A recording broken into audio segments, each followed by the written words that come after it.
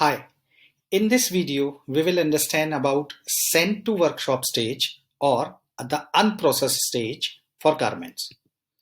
Now, why do we need it? For an example, you have a laundry store and you want to track outgoing garments because maybe you have multiple processing units. Now, some of the garments are sent to processing unit 1, some of the garments are sent to processing unit 2. It can be on the basis of different services. Maybe dry cleaning garments are sent to store processing unit 1 and wash and fold garments are sent to processing unit 2. Same way, you may have single or multiple vendor and some of the garments based on some of the services are sent to different vendors. Now, how do we configure this? Let's move to SuperAdmin.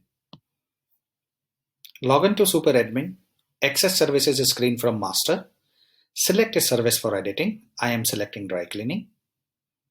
Click on view edit service workflow and select the first option for unprocessed stage. Click on save, update, select the stores that you want to apply, click on update. Done. Now we have a different combination for 4 different services. Alteration, it marks garment ready. Steam ironing, it marks garment pending for finishing. Leather care, it marks garment for receipt from workshop. And dry cleaning marks garment as unprocessed or sent to workshop. We will understand and see the difference on all these different 4 combinations in an order. Let's create an order and choose a shirt for alteration, another one for dry cleaning, another one for leather care, and another one for steam ironing.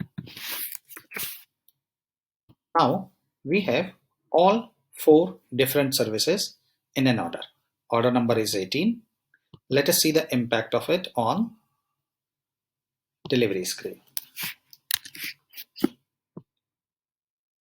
Based on the different configuration we have done for the services, all the garments have been moved to different stages. A shirt in end process to be received, pending for finishing, and ready. All these different stages can be accessed from process menu. We will understand how to move garments from one stage to another when we move to these screens. Thank you.